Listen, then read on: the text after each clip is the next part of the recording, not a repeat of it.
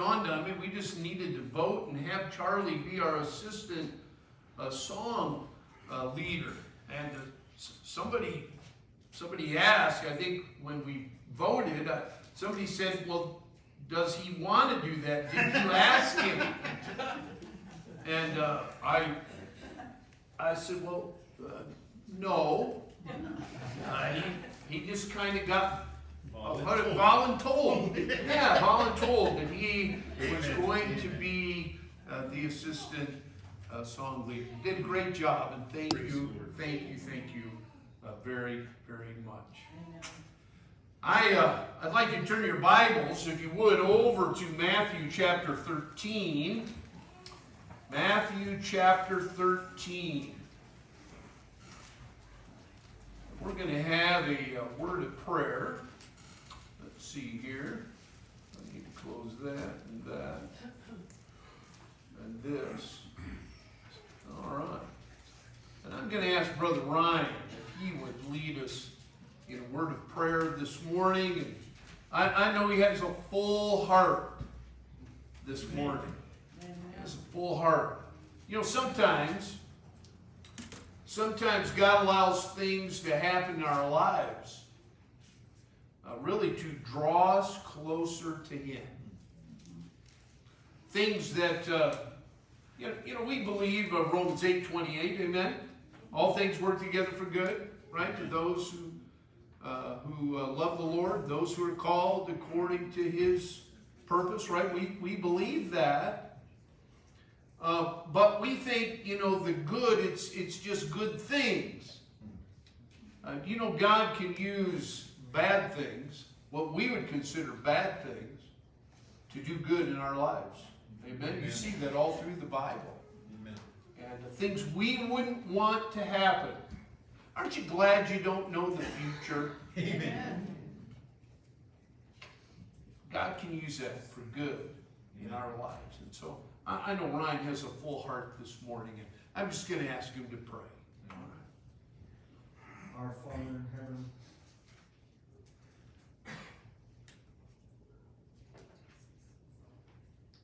Lord, I'm thankful to be here today. Amen.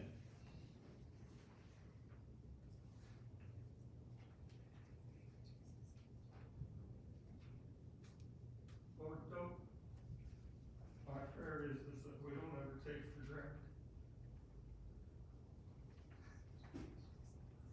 things that are close to us. Yes. Amen. Lord, help us to be more thankful. Lord, help us to have concern for those souls that aren't saved. Lord, thank you for all the healing you've done in our lives. Lord, thank you for my wife.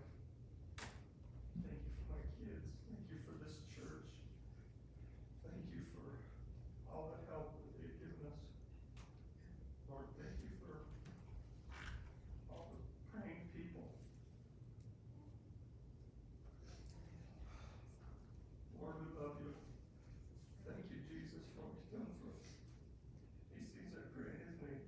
Amen. Amen. Amen. Amen. Let me just say, if you want to help in any way with meals for the Harris family over these next few weeks, you see Michelle, all right? She'll get you lined out in that area. All right. Matthew chapter 13. And we're gonna read in verses 47 through 52 this morning.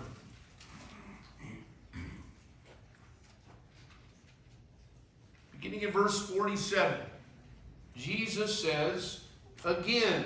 Why does He say again? Why does He say again? Talk to me this morning. I need you to talk to me. He just told a parable. It's a parable. And again means what? He just told one. He's told one before it and before it and before. These are the kingdom parables. Amen. And again, Jesus is He's gonna teach. He's gonna share something here. He says again, the kingdom of heaven is like unto a net that was cast into the sea and gathered of every kind. The kind here would be every kind of creature that was in the sea. The sea probably would be, those that were there, be the Sea of Galilee. So the net is cast into the sea, and it gathered of every kind, which, when it was full, they drew to shore, and they sat down and gathered the good of all the sea creatures that were caught in the net, all of the fish, the good, into vessels, but they cast the bad away. So shall it be at the end of the world. The angel shall come forth and sever the wicked from among the just, and shall cast them into the furnace of fire. There shall be wailing and gnashing of teeth. Jesus saith unto them, Have ye understood all these things? And they say unto him, Yea, Lord. Then said he unto them, Therefore every scribe which is instructed unto the kingdom of heaven is like unto a man that is a householder, which bringeth forth out of his treasure things new and old. Of all the parables that Jesus taught, his disciples, I would say, probably identified with this parable more than any of the others. And you say, well, why? Why would they identify with this one more than any other parable? Well, Jesus here is telling a parable about fishing. Amen. And what do we know about some of Jesus' disciples? They were fishermen. They were fishermen. And they had left their nets, left their boats when Jesus called them, and they followed him. What did Jesus tell them when they left their boats? Follow me and I will make you fishers of men. I always, because I love fishing, you know that I love fishing, I always tend to pervert that verse and say it this way. Jesus said, follow me and I'll make you a fisherman. But that's really a perversion. Jesus told those fishermen, he said, follow me and I will make you fishers of men. I heard a fellow one time say this. He said, the earth is 2/3 water. So it is only logical that God intends for us to fish 2/3 of the time. And I guess I'm going to say amen to that. Amen. Actually, you can only fish so much. Like anything else, any other hobby that we might enjoy, if you do it too much, it becomes what? Work. This becomes commonplace. And so I'm thankful. I'm thankful for the times I get to go fishing. Well, in Bible days, historians tell us that there are two different kinds of nets used by fishermen. One was a casting net. It was small, it was kind of bell-shaped, and the individual could just use it by himself. The other kind of net was a drag net, and I believe this is the net here that Jesus is talking about. It was a net that would be strung or spread out in the sea between two boats. And the boats would be rowed toward the shore, and the net would be strung between those two boats, and it would catch or snag whatever was in its path. When the boats got to shore, hopefully from the fisherman's standpoint, the net would be full.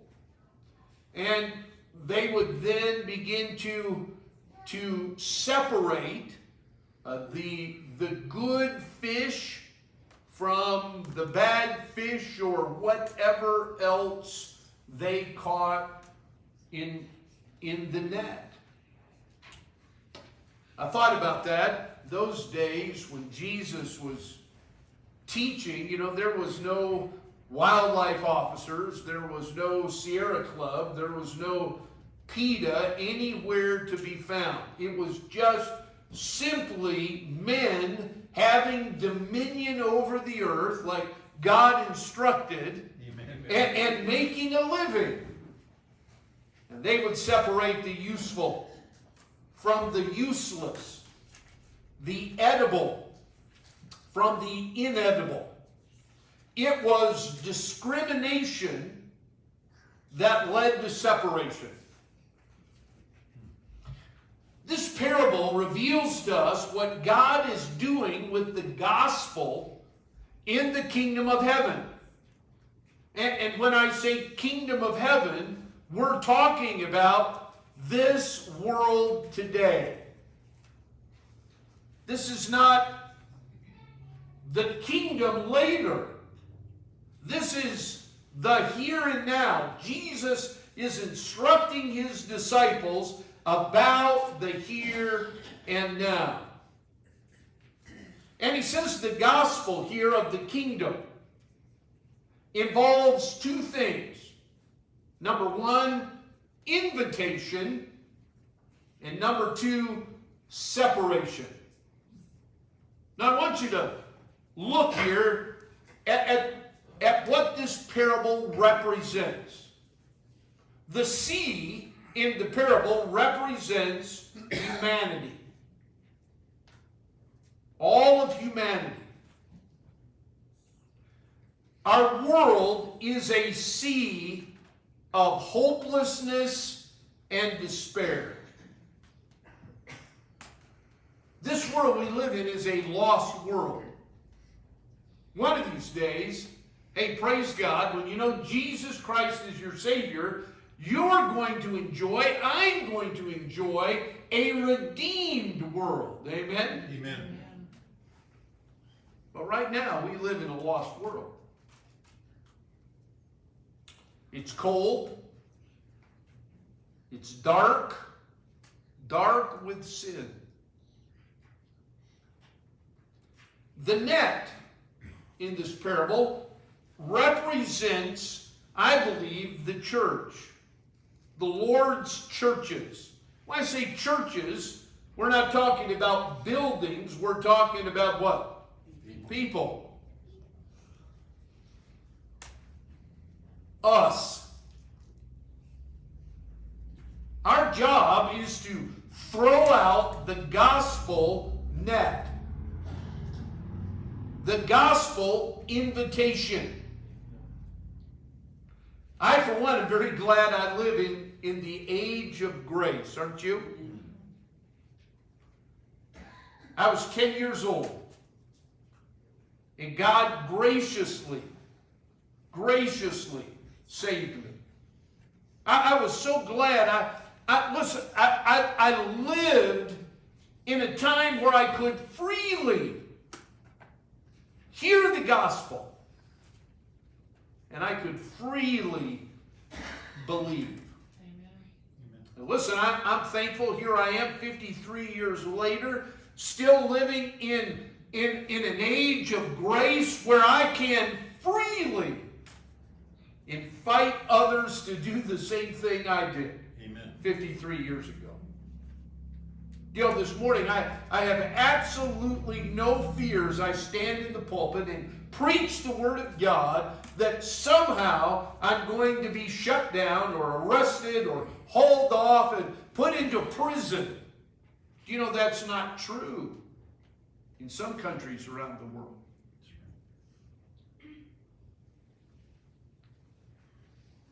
Oh, that we never get tired of casting out the gospel net and witnessing to others and inviting others to come to Jesus Christ. Amen? Amen. So let's look at this parable a little deeper and see what we can learn and apply to our lives. Let's begin with the invitation, the casting of the gospel. Verse 47 says, and again, the kingdom of heaven is like unto a net that was cast into the sea. This tells us that in this world, in this time, the gospel is available to the entire sea of humanity. The gospel is available to every person of every nationality, every race. No one is so high that the gospel net can't reach them. No one is so low that the net cannot descend to them. No one is so small that the net cannot embrace them. And none is so big that the net cannot wrap around them. None are so hopelessly lost that God's grace can't envelop them. In Titus chapter 2, verse 11, it says, for the grace of God that bringeth salvation hath appeared to, that's a really important word right there, that three-letter word, all. All men. All men. Look at 2 Peter 3:9. The Lord is not slack concerning his promises. Some men count slackness, but is long-suffering to usward, not willing that any should perish, but that all should come to repentance. Can I tell you this morning, God's will, this is not what I say, this is what the Bible says. God is not willing that any should perish, that all should come to repentance. Will all come? No. Is it God's will that people reject the Lord Jesus Christ as their Savior? No. His will is that they would believe.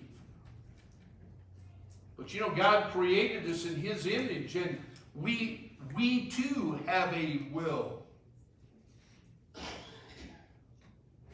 And we can accept or we can reject.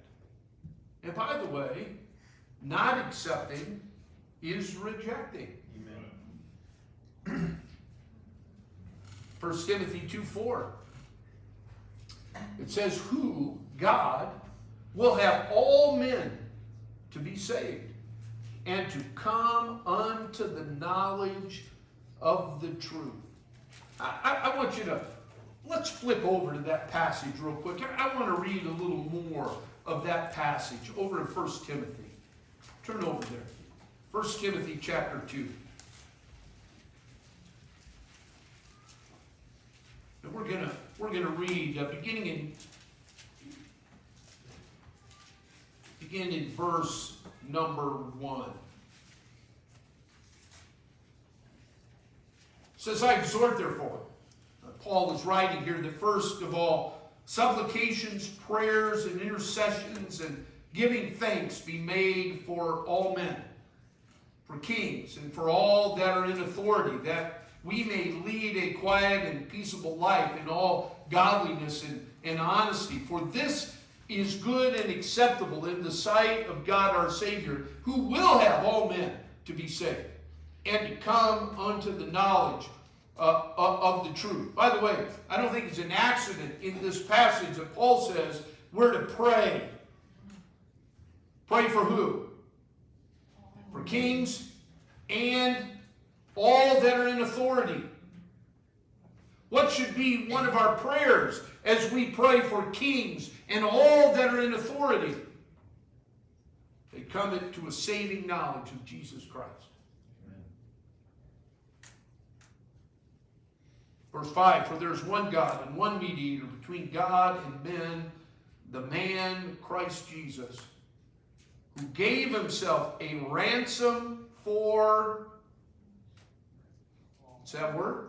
All. All. To be testified in due time. I'm going to tell you, the Lord Jesus Christ did die on the cross, didn't shed his blood for a select few. Amen. He shed his blood for all. Amen. Will all be saved? No. But that isn't God's fault. There will be no one who will stand at the judgment seat one day and shake their finger at God and say, hey, I never had an opportunity. You can't send me to hell. This is not my fault. It is. It is their fault. Because all have sinned and fallen short of the glory of God. And by the way, we are born sinners. Yes. And we are sinners by nature. But we are also sinners by choice. We have a will. We have a will. God's not willing. And some are not willing to trust God's Savior. There are two beautiful words in the Bible that are found in John 3:16. For God so loved the world that he gave his only begotten Son, that whosoever believeth in him, whosoever believeth in him, should not perish, but have everlasting life. Do you know what that means to you and I? That means we're to give the gospel to all. We're to give the gospel to all. We're to give the gospel to those that we love. Family, friends. We're to give the gospel to those that we work with, learn with, live with. The gospel is also for those that we don't love.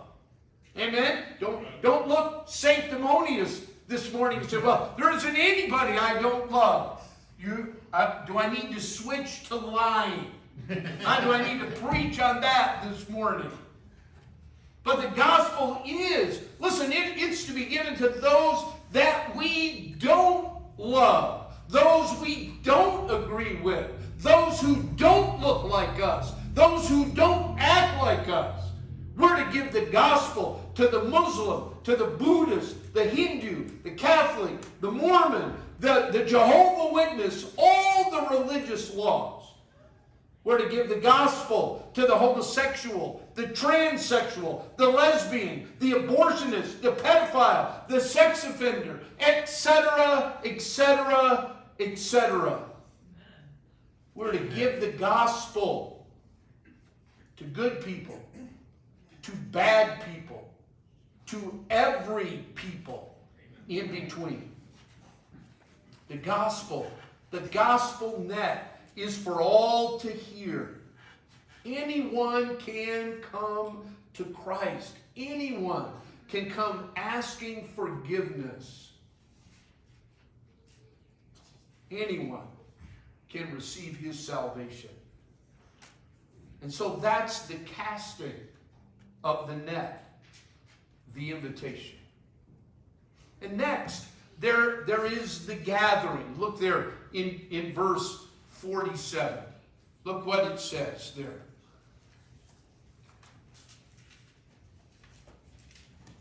The net is cast, and it gathered of every kind. Ideally, a church should be a mixture of all kinds of people, or all kinds that are available. Rich, poor, black, brown, white, male, female. I don't know. I don't have a very, what do I want to say? A very creative mind. I probably missed some groups there. Young, old. A wealthy woman in the 19th century named Lady Huntington.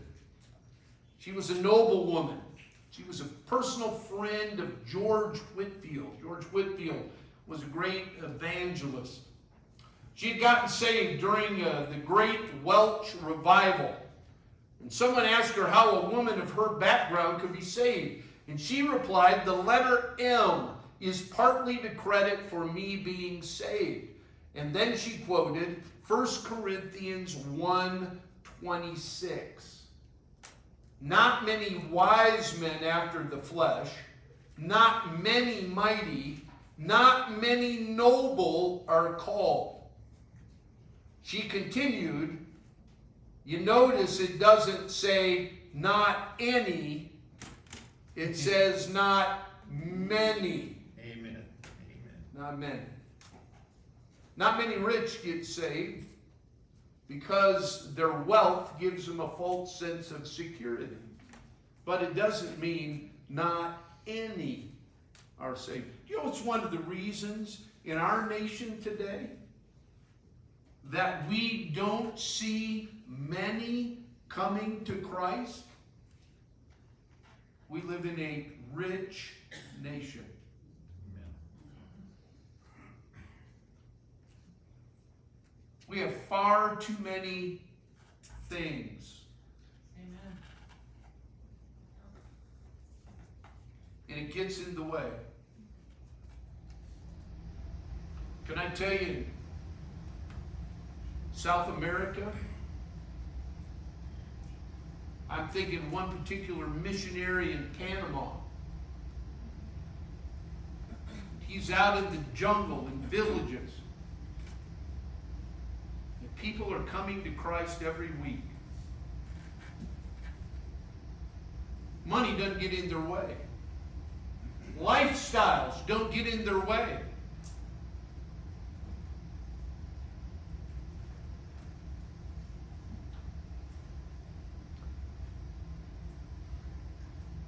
Jesus said, he said, because of wealth,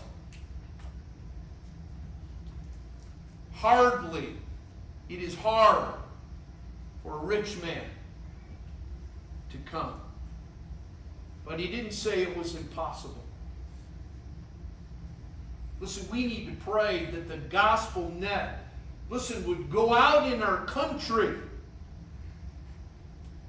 This United States of America has become a mission field. We need to cast the gospel net.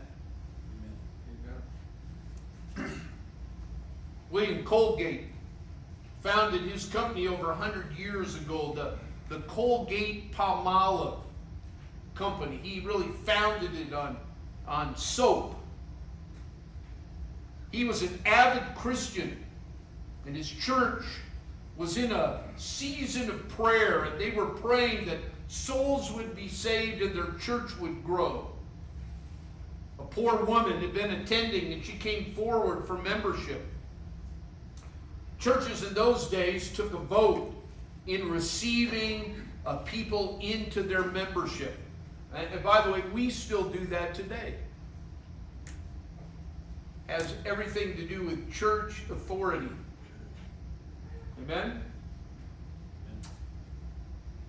As she came forward, someone voiced their opposition to a poor woman joining their church.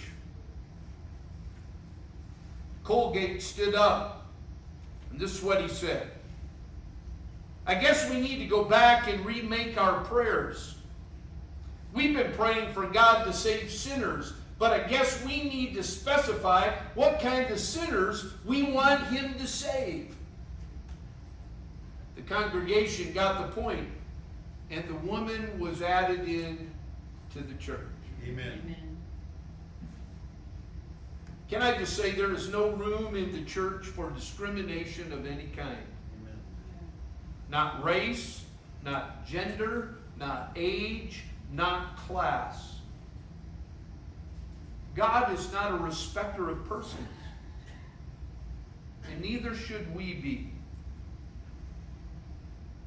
And you know, I would like to think that in the Wetmore Baptist Church that there is not a prejudiced bone in our body.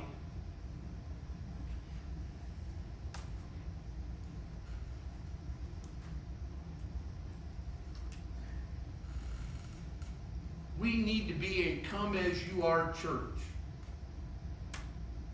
And what I mean by that, people need to be able to come as they are. Hear the gospel and be saved. If we cease to be a come-as-you-are church, we then just simply become a social club and not a hospital for sinners. Someone said this about the church. It is a hospital for sinners and not a display case for saints.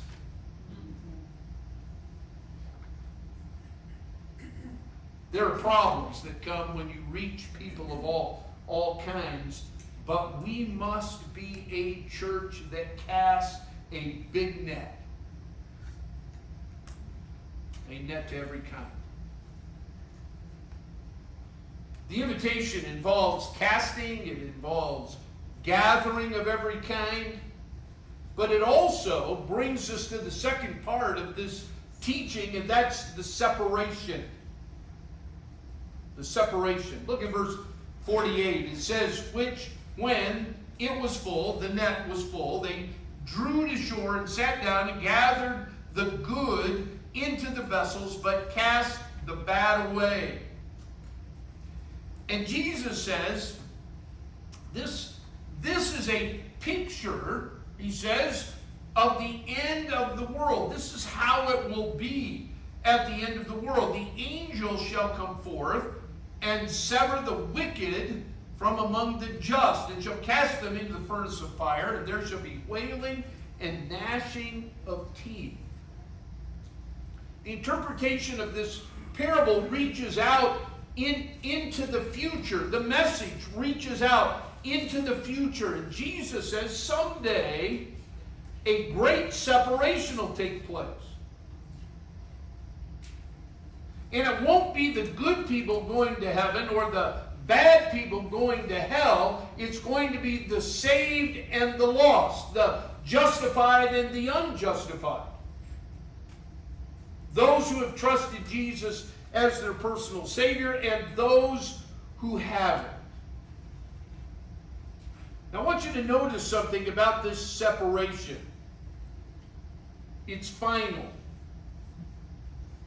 The separation is final. There is no appeal. Jesus says in verse 49, so shall it be. So shall it be. And so when the separation takes place, it's final. There's no loopholes. There's no way out. It's just too late. It's too late. Do you know the devil has some success in convincing people there's no hell? He also has some success in convincing people that there's no heaven. But you know what he has the biggest success in, really in convincing people? There's no hurry. There's no hurry. But on this day, in our text, Jesus says, so shall it be. The end. When the gathering takes place, there will be no more chances, no more hope. You say, well, Brother Brian, what does that mean to you and I? It means that there is time yet now. And we have time to warn our loved ones, to warn those we don't love, to warn complete strangers that time is short. God loves them. Jesus died for their sin, and they have an opportunity, if they'll trust Him, to spend eternity with God. The separation will not only be final, but it will also be factual. Meaning God doesn't make any mistakes. He knows who's saved and who's not saved. And when the record books are opened, the record will be very clear. Some may have said that they were saved. Some may have appeared to be saved. May have been a church-going person. May have given their tithes and offerings. May have had the preacher fooled. May have had their husband or wife fooled. May have had their parents fooled. But they didn't fool God. See, God knows our hearts. Amen? God knows our hearts. When that day comes, it's God that does the separating. Boy, I can turn to Matthew chapter 7. Where Jesus talked about the one coming and saying, Lord, Lord, have I not prophesied in thy name? Have I not done many wonderful works in your name? And Jesus says what? Depart from me, ye who work iniquity, because I never knew you. Can I tell you this morning, it's more important who knows you than who you know. Do you know you can die and go to hell knowing that Jesus is real? Salvation. Listen, we can talk about the rich man and Lazarus. Right?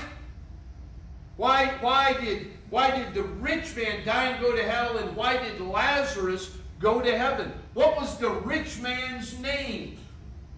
We don't know. Because Jesus didn't have a personal relationship with him. Jesus was making a point. Those that go to heaven are like Lazarus that I know. I know. He knew Lazarus on a first-name basis. He had a personal relationship with him. And Lazarus went to be with the Lord. But the rich man, no personal relationship with God.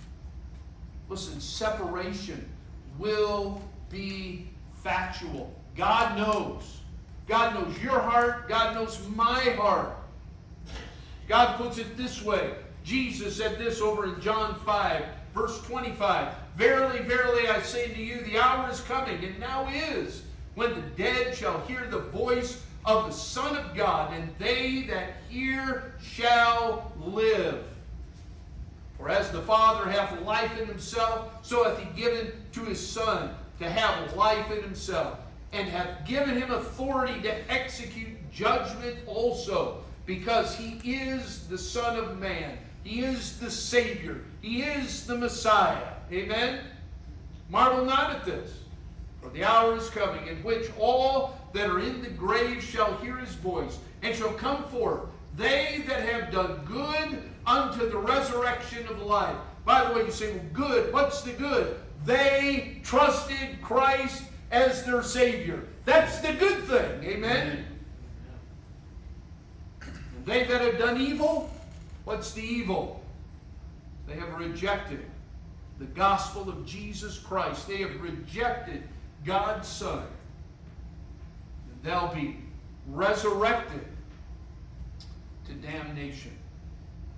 Listen, the resurrection, that final separation, it will be factual. It will also be fatal. Fatal. I know many today are saying, you know, God would never send anyone to hell. And you know my response to that is, I agree. God doesn't send anyone to hell. People send themselves. Because they've done nothing about their sin. They've done nothing with Jesus Christ.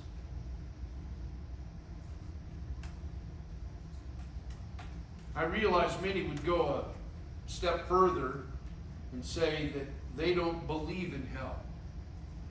My answer to that is Jesus believed in hell.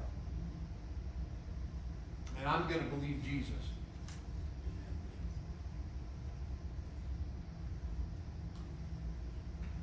In Luke 12, verse 5, Jesus said, "But I will forewarn you whom ye shall fear. Fear him, which after he hath killed hath power to cast into hell. Yea, I say unto you, fear him." Death is not annihilation. Death is separation. It's separation from this body, from this world, and it is separation without Jesus Christ. It is separation from God for all eternity. That day is coming. I want you to turn to Revelation 20, and this will be our last passage. Revelation 20, verse 11.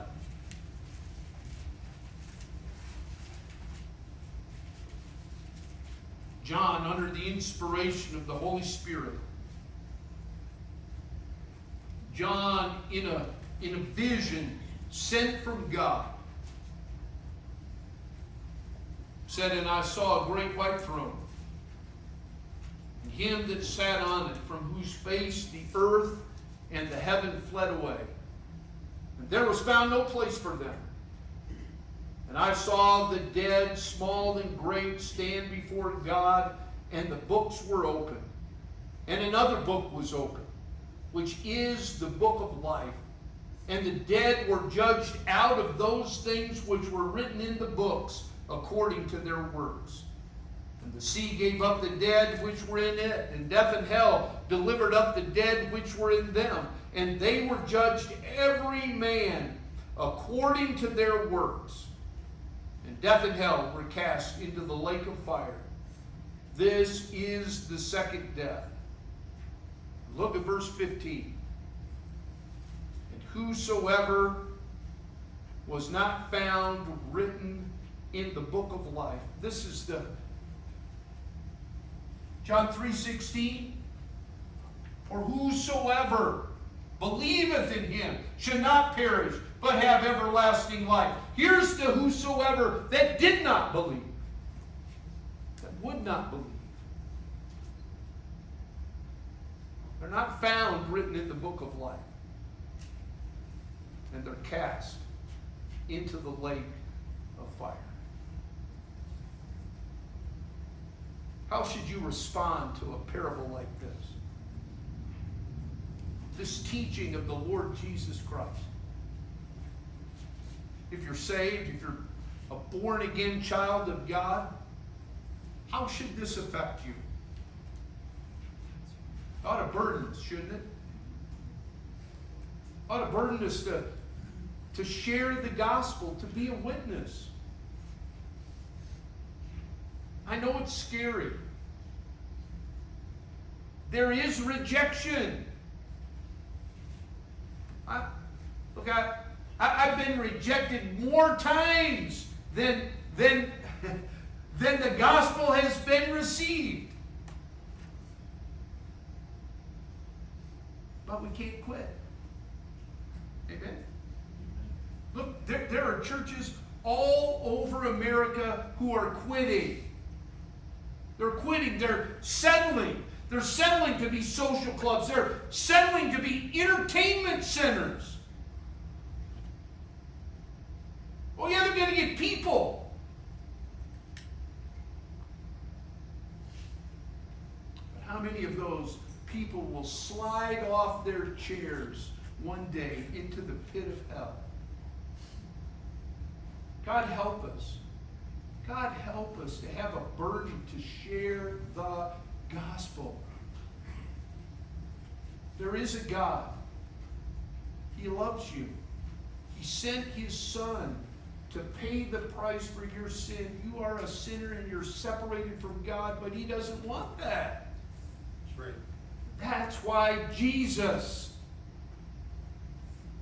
He asks you to place your faith and trust in Him. Give your life to Him. And by His blood, He'll save you. We need to share that message.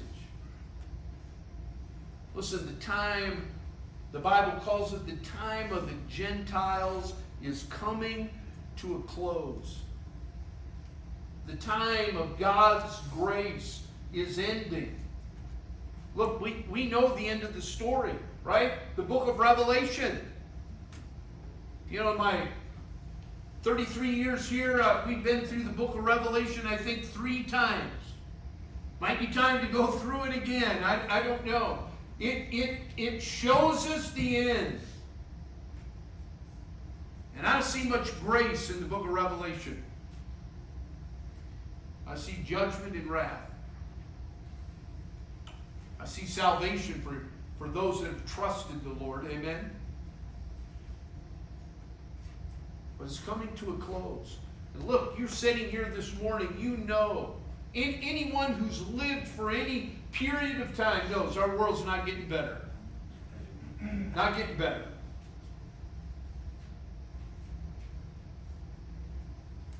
We need to share the gospel.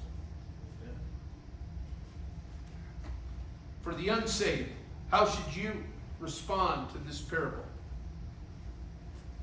Man, cry out to Jesus for His forgiveness and saving grace. Just be honest with God about who you are, what you are. A sinner that needs a Savior. I don't have any more time this morning. You're not ever going to be good enough on your own to get to heaven. Heaven is a perfect place for perfect people. Newsflash. Nobody's perfect. Nobody gets there on their own. We only get there on the perfection of the Lord Jesus Christ. And Jesus said, I am the way, the truth, and the life. No man cometh unto the Father but by me. Your response should be, Lord Jesus, save me. Save me. A day of separation is coming. I know where I'm going. I know what pile I'm going in. Amen? I mean, when the separating happens, I'm going in the good pile. I'm going to the master's home. Amen? But what about you? Do you know where you're going? And if not, listen, why don't you settle that today? Settle it in your heart and life today. Trust Christ. And God's people said, Amen. Let's stand. Let's stand. Heavenly Father, I pray today that you would take your message and drive it into people's hearts. God, help us as born-again believers, those that are here and know for sure they have a relationship with you. God, give us courage and boldness to be a witness in our world, the world you've placed us in, that world that when we step out this door, that world we're stepping into, family, friends, workplace, school, but that sphere of influence, God help us to be a witness. And then I pray for the one who doesn't know you today, doesn't know what pile they're going in. God, I pray that they trust Jesus today. Maybe you're here today and you don't know. Maybe you'd slip up your hand and say, Pastor, I don't know, but I'd like to know. I'd like